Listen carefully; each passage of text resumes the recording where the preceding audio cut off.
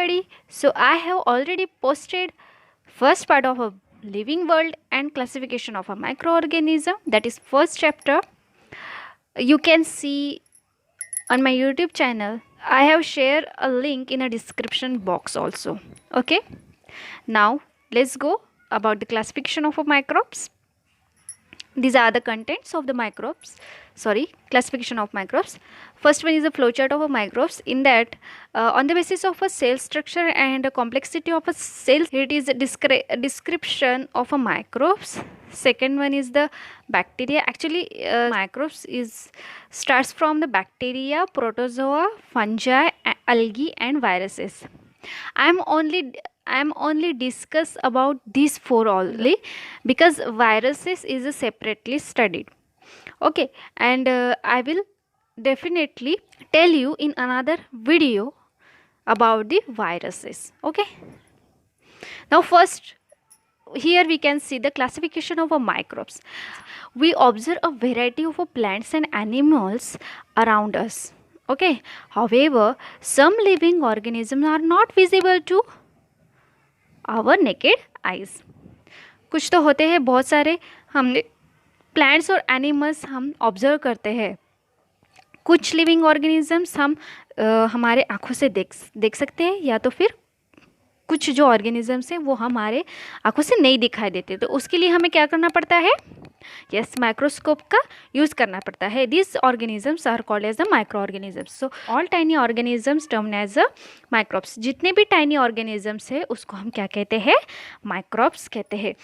तो micro organism is basically classified in two terms, which is called as the prokaryotes and eukaryotics. I have already told about the what is meant by prokaryotic and eukaryotic. But prokaryotics means what?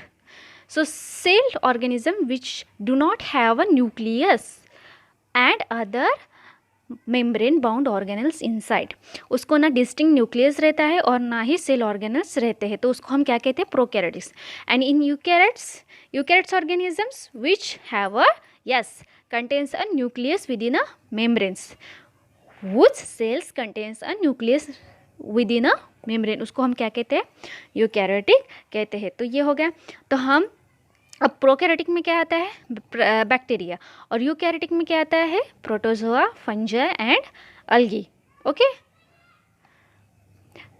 So bacteria is the unicellular independent organisms. some or many bacteria forms as colonies. देखो, ये जो bacteria रहता है वो क्या रहता है? Single cell. Unicellular means what? Single cell. Independent रहता है. और सम और many bacteria forms as colonies. जैसे कि हम रहते हैं, हमारे एरिया का नाम पर्टिकुलर एक कॉलोनी का नाम रहता है, क्योंकि उसी तरह बैक्टीरियाज भी हमारे कॉलोनी उनके कॉलोनीज क्या करते हैं? फॉर्म करते हैं. So they do not have a well defined nucleus. मैंने पहले ही बोला है कि प्रोकैरियोटिक में वेल डिफाइंड न्यूक्लियस रहता है क्या? तो नहीं. तो cell wall is present. Their size ranges from 0.2 microns to 100 microns. अब आप सोच सकते हो कि इतना माइन्यूट ऑर्गेनिज्म हम कैसे नेकेड आइज से देख सकते हैं? Okay, so they reproduce by simple binary fission. यहाँ पे मैंने जो कि डायग्राम बताई है, देखो, ये बाइनरी फिजन की डायग्राम है. जो उसका रिप्रोडक्शन रहता है बैक्टीरिया का, वो किस तरह से रहते हैं? फ्रॉम सिंगल सेल से उसका फिजन हो जाता है. From one cell to the another means एक सेल से कितने सेल्स हो रहे हैं? फॉर्म 2 सेल फॉर्म हो रहे हैं. तो इसको हम क्या कहते हैं? Binary, simple binary fission. तो bacteria reproduce by simple binary fission. In favorable conditions, bacteria grow vigorously and can double their numbers in minutes. देखो, अगर उसको अच्छे तरह से कंडीशंस मिल जाए, अगर बैक्टीरिया एक हाथ जगह पर मान लो हम एक जगह पे बैक्टीरियल इन्फेक्शन हो गया है लीवर में, फॉर एग्जांपल लीवर में बैक्टीरियल इन्फेक्शन हो गया है, तो अगर उनको एंटीबायोटिक नहीं दिए या तो फिर हमने उनको डायग्नोस नहीं किया, तो क्या हो जाएंगे? यस, ये डबल हो जाएंगे. फिर ये बैक्टीरिया एक विदिन अ मिनट में क्या हो जाता है? डबल हो जाता है और रैपिडली ग्रो हो जाते हैं. तो इसके लिए क्या करना पड़ेगा? हमें मतलब एंटीबायोटिक्स दे के उस बैक्टीरियल इन्फेक्शन को हमें ख़त्म करना देना चाहिए। तो फिर bacteria, some bacterias are also good bacteria and कुछ जो बैक्टीरिया रहते हैं वो बहुत ज़्यादा बैड बैक्टीरिया, और ऑलमोस्ट बैक्टीरिया जो रहते हैं वो बैड बैक्टीरिया रहते हैं। ओके, तो यहाँ पे स्फीयर लाइक का स्ट्रक्चर दिखाई दे रहा है आपको। तो ये जो है ये देखो इस तरह के बैक्टीरिया के शेप्स रहते हैं, उसको हम स्ट्रिप्टोकोकाई बोलते हैं, स्ट्रिप्टोकोकस पायोजेंस। ठीक है, ये सारे एग्जाम्पल्स है। और there are 3 types of bacterial shape, spheres, rods and spirals. So spheres को हम कोकाई कहते हैं, रॉड्स को बैसिलस कहते हैं और स्पाइरल्स को स्पाइरल्स कहते हैं।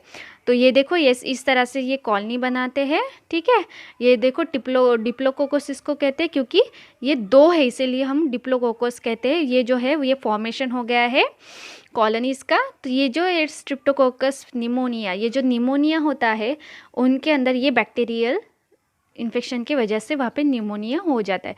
उसके बाद में रॉड से, जो कि बैसिलस कर्ड के अंदर जो भी बैक्टीरियाज रहते हैं वो इट इज़ गुड बैक्टीरिया। सो उसके शेप्स कैसे रहते हैं, इस प्रकार के उसके शेप्स रहते हैं। देखो यहाँ पे मैंने दिखाया सैल्मोनेला टाइफी जो टाइफाइड को कॉज करता है। Okay, then next is the spiral. तो विब्रियोज, स्पाइरिला एंड स्पाइरोटेटिस।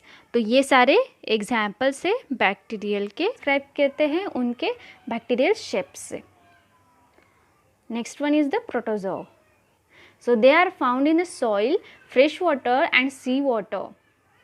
देखो ये सॉइल में भी पाए जाते हैं, फ्रेश वाटर में भी और सी वाटर में भी। Some are found in the body of the other organisms and are pathogenic.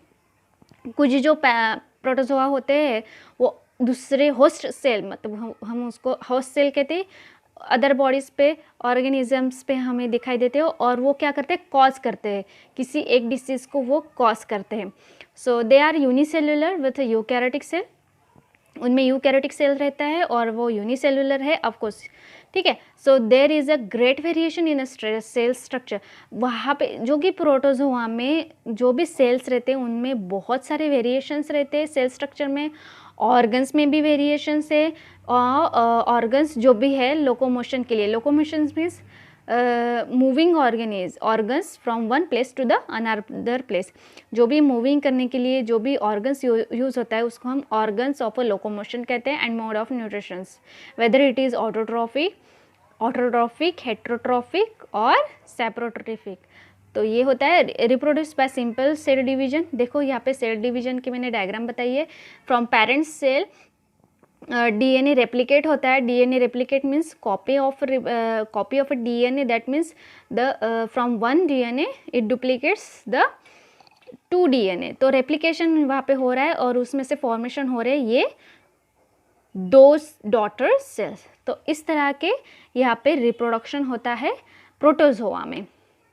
तो सिंपल सेल डिवीजन होता है और their size is approximately 200 micrometre. Example है अमीबा, पैरामोशियम। ये जो है ये free living in a dirty water. ये डर्टी वाटर में फ्री लिविंग होते हैं। उसमें है अमीबा, आपको तो बताइए अमीबा के बारे में या तो फिर पैरामोशियम के बारे में। उसमें उसके बाद है एंटोमीबा हिस्टोलिका। अब मुझे नहीं पता कि आपको ये कितने पता है, लेकिन मैं बता दूँ ये एंटामीबा हिस्टोलिका जो है ये कॉजेस अमीबोसिस होता है। जो ब्लडी स्टूल होते हैं ना, जिसको मतलब डिसेंट्री हो जाता है और ब्लीडिंग होता है जिसमें फीसिस थ्रू, तो ये किसकी वजह से होता है, तो एंटी हिस्टोलिका जो कि हमारे स्टमक में इन्फेक्शियस क्रिएट करता है। उसके बाद में प्लाज्मोडियम विवैक्स कॉजेस मलेरिया। जो मलेरिया कॉज कौन करता है, तो प्लाज्मोडियम विवैक्स, ये प्रोटोजोआ। उसके बाद में यूग्लेना जो कि ऑटोट्रॉफिक है। Autotrophic means what, which make their own food material. तो यूग्लेना वो खुद का जो फूड है वो खुद बनाते हैं। तो these are the examples of the protozoa, euglena, plasmodium, amoeba, paramecium. These are all the examples of the protozoa. Okay, उसके बाद में फंजाई। तो fungi they are found on a decaying organic matter. मैंने I have already explain very much explain in first part, so you can please watch that video. It is very useful. So they are found on a decaying organic matter and dead bodies of plants and animals. So मैंने इससे भी पहले बताया कि कूड़ा कचरा जो जहाँ पे भी रहता है तो उस पर ये फंजाई क्या होते हैं, ग्रो अप होते हैं. जहाँ पे ऑर्गेनिक मैटर रहता है, डेड बॉडीज रहते हैं, वो फिर प्लांट्स रहो या तो फिर एनिमल्स रहो. So these are eukaryotic organisms. Some are unicellular and some are visible with the naked eyes. कुछ यूनिसेल्युलर रहते हैं और कुछ जो है वो नेकेड आइज से है. They are saprotrophic. सेप्रोट्रॉफिक यानी yes, which depends on the dead organic matter. इसको हम सेप्रोट्रॉफिक कहते हैं. It is the mode of nutrition. So absorb their food from a decaying organic matter. They reproduce sexually and asexually by cell division और budding. देखो यहाँ पे जो fungi है वो रिप्रोडक्शन कैसे होता है उनका, एक तो सेक्शुअली रहता है और एसेक्शुअल भी रहता है, लेकिन बाय सेल डिवीजन और बाय बडिंग. या तो फिर वो बडिंग से करते हैं या तो फिर सेल डिवीजन से रहते हैं.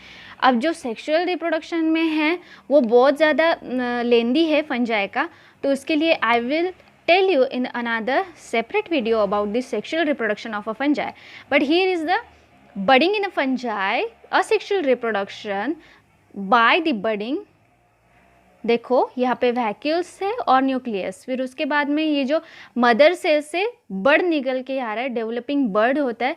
देखो यहाँ पे बी, इसमें यहाँ पे थोड़ा बहुत निकल के आया, उसके बाद में ये थोड़ा सा आ गया. अब इसमें जो है ये डी में ये पूरा सेपरेट हो चुका है ना.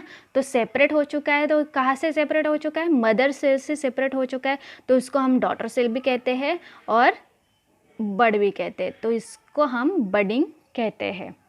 तो इस तरह का रिप्रोडक्शन किस में होता है, ऑफ कोर्स फंजाई में.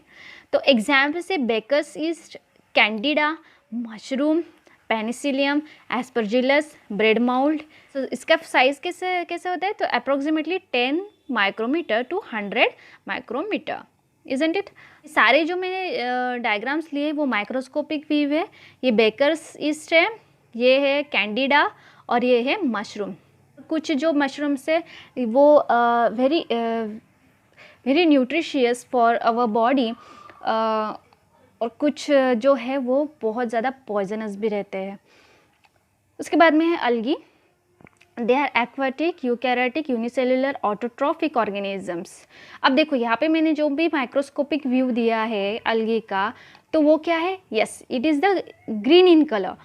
सो ऑफ कोर्स अगर ग्रीन है तो वहाँ पे क्लोरोप्लास्ट है, अगर क्लोरोप्लास्ट है तो वहाँ पे क्या है, फोटोसिंथेसिस. ये आग बंद करके आपको आना ही चाहिए कि ये जो है अगर ग्रीन दिख रहा है तो उसमें क्लोरोप्लास्ट है, और क्लोरोप्लास्ट है तो ये फोटोसिंथेटिक ऑर्गेनिज्म यानी है. दे आर एक्वेटिक, जो कि पानी में रहते हैं. Eukaryotic, unicellular, autotrophic organism. Photosynthesis is carried out with the help of the chloroplast. Example is the chlorella, chlamydomonas. So ये दोनों भी एग्जाम्पल मैंने आपको दिए गए यहाँ पे. Very few species of algae are unicellular. देखो बहुत कम ऐसे स्पेसिस है, बट ऐसा नहीं है कि सारे अलगी जो है वो मल्टी सेल्युलर है, ऐसा भी नहीं है. लेकिन very few species are unicellular. Most of them are multicellular and visible with naked eyes. हम अपनी आँखों से देख सकते हैं ऐसे मल्टीसेल्युलर ऑर्गेनिजम्स भी है, और बहुत सारे कम ऐसे यूनिसेल्युलर ऑर्गेनिजम्स भी है, मतलब अलगी है. Size approximately 10 micrometre to 100 micrometre. तो यहाँ पे देखो मैंने एक क्लू दिया है आपको कि किस तरह से पहचाना जाए. तो बैक्टीरिया, algae, प्रोटोजोआ. तो algae में सम algae, bacteria, algae, protozoa, some algae are unicellular and fungi and कुछ algae ये क्या होते हैं, मल्टीसेल्युलर होते हैं. तो ये ध्यान में रखना आपने. यूनिसेल्युलर जो है वो बैक्टीरिया, अलगी, प्रोटोजोआ. लेकिन अलगी दोनों में भी है, बट कुछ अलगी जो है वो मल्टीसेल्युलर में भी आती है और कुछ जो अलगी है वो यूनिसेल्युलर में भी आती है. समझ में आया? So thank you. अगर आपको वीडियो अच्छा लगे तो लाइक करिए, शेयर करिए एंड कमेंट्स भी करिए.